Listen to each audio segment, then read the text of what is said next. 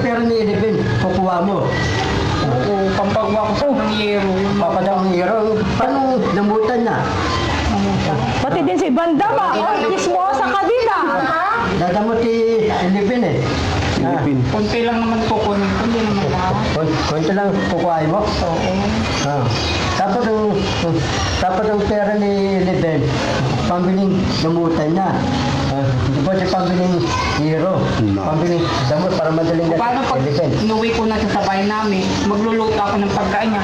Umulan, o di matuluan ako, mabasa ako, magkasakit ako, paano yun ay? Ilan kukuha ng hero? Ilan? 32. 32 piraso. Hero?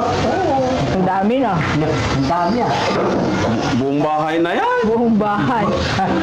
Ang tawag doon? Buong bahay yun. Buong bahay na yung kukunin niyang yero. 32. Biro mo yung 32 yero. Matibay yung hero, kukuha mo. Matibay. Tag 1,000 pa isa.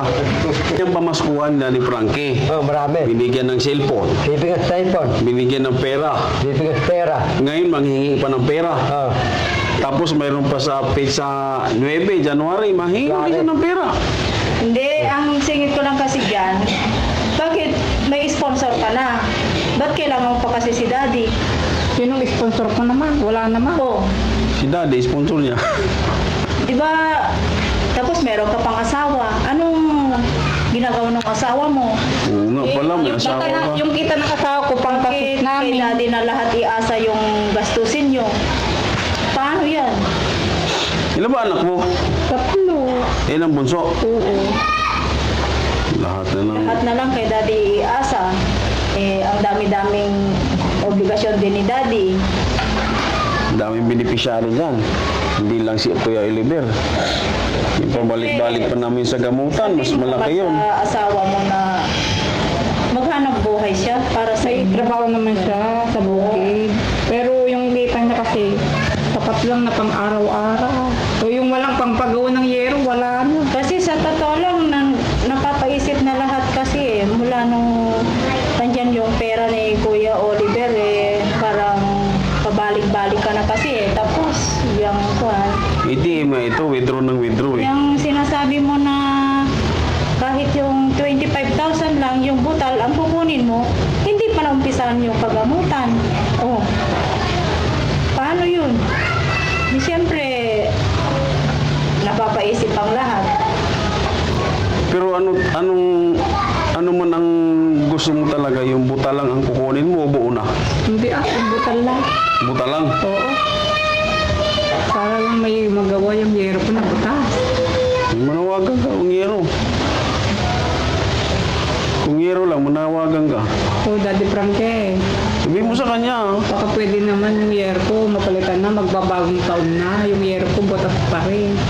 Kasi dapat bagong taon, bagong yero na. Para naman maganda sa New Year. Kaya nga, pumunta. sabihin- Wala naman pala si Daddy Frankie. Wala. Pumunta doon. Hindi, sabihin mo nga sa kanya, manawagan, malay mo, mapanood niya to.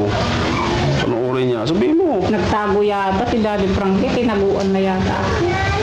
Hindi, sa totoo lang, si Daddy, nagkasakit. Pag naririnig yung pangalan mo, Ansing, magkakasakit talaga. Huwag ka na magkasakit, Daddy Frankie. Ikaw naman. Sige, sabihin Inano mo. mo lang naman yung yero, nagkasakit ka na. Sana marinig ni Daddy Frankie, mapanood niya na hinihingi ko yung yero ko. Ano banda? Sabi ko, tatabaw ka. Ano Sabi, kung magtatrabaho, yung mga anak ko lang magbabanta. mabuto eh. Dapat tatabaw ka para mabili ng bagong hero. Abuso ka daw. Oh, ganun yun. Oo, Ate Ansing, kailangan Ang abuso. pag mag-abuso para Tito Rangge, ginawa mong bangko ginawa mong kiin eh. Oh. ATM talaga, bandam. Oh. Ginagawa na ni Ate Ansing na Kasi ATM. wala naman akong ibang malapitan kung hindi si Daddy Frankie. Wala akong may ibang puntahan. Wala Kundi siya puntahan. lang. Si Daddy Frankie kasi mabait. Dapat, Maawain sa nangangailangan. dapat gagawa ka ng paraan. Ano, ang gawa. para mabili ka ng bagong hero. Hindi lang si Daddy Frankie ang asahan mo. Dapat may gumawa ka rin ng paraan na Kaya gagawin. naman si Dadarangke. Buti pa si Bandam, nakapagsalita gano'n, naiisip niya yung mga tirada mo eh. Oo. Pati pa si Bandam, alam niya. Oo. Kahit pabalik-balik lang dito yan, palayas-layas, naiisip na yung mga ginagawa mo ha. Nanonood din yan. Ikaw di ka siguro nanonood no. Nunod ako eh. Alam ko yun. Ate Ansing. Ibang mapitan, kundi dito. Daddy Frankie lang. Oo. Siya lang yung malapitan ko na alam kong mabait, tumutulong. Pero iniisip din kasi namin, abuso na yun. Kasi si Kuya Oliver naman yung tinutulungan namin, hindi naman ikaw. Kung mga representative ka lang, kasi kapatid mo yan, mas kailangan ka namin. Parang ikaw nang ano eh, may sakit eh. Kasi ikaw nang laging lumalapit eh. Ikaw na laging humihingi. Palit na kayo kay Kuya Oliver, palit na lang kayo. Ay, ayoko naman. Ikaw na lang kaya alagaan namin. Payag ka. May mga anak ko hindi nalagaan. Para, Pwede bang dapat yung mga anak ko daling ko na rin? kung pwede lang, dalhin mo na yung mga Ay, anak. nag-aaral pala sila. Yung 120 sa'yo na namin ibuhos. Nag-aaral pala Oh, mga anak ko. gusto mo? Hindi. Sigaw ang dalhin namin doon sa pagamutan. Hindi. Kaysa naman pabalik-balik ka dito. Dito na kayo titira, sabi mo dun sa asawa mo, at dito na. Di sa January 9, ikaw nang dalhin ng pa-check-up. Si Oliver na tagabantay sa'yo. Baliktad na. Oo. Oo, syempre, inaasa-asa mo yung pera, di ikaw nang titira dito, at ikaw nang papakainin namin, ikaw rin papagamot namin. Hindi nga, paalagaan ko na siya pag ganuwi na sa amin. O paano yung butas na yero ko? Oo. Paano matutuluan siya pag makain? Kaya nga, dyan na nga tayo sa point na yan, pero ipagamot mo na, huwag mo munang isipin yung yero-yero na yan. Dapat ipagamot mo na ang kuya mo, hindi yung ikaw yung eksena agad. Hindi yung ikaw lagi na lang humihingi. Ganun. Kawawa si Kuya Oliver ah. Tuwing na lang pumupunta ka dito, humihingi ka ng pera. Tuwing na lang mag-chat-chat ka, tatanong mo si daddy. Kasi syempre, napapaisip kami na yung pera, yung na talaga yung nasa isip mo. Saan ka ba naawa? Sa kay Oliver o sa sarili mo? Pareha. Parehas.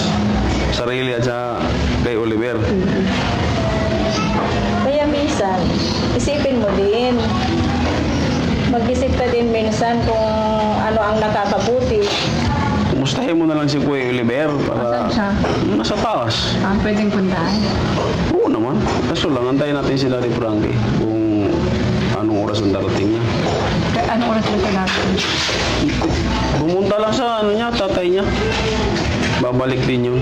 Nauna nga si daddy. Paano ako sasabing titingnan mo si Baka daddy? tinataguan mo lang niya ako.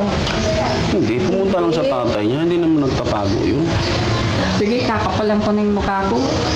Pupuntaan na lang ko yung kuya ko sa taas. Pakasali na doon si Daddy Frankie. Sige, bitbitin mo yung anak mo ha. Baka malaglag sa hagdanan yan ha. Tara. Kapalan mo talaga yung mukha mo. Iya, halika po.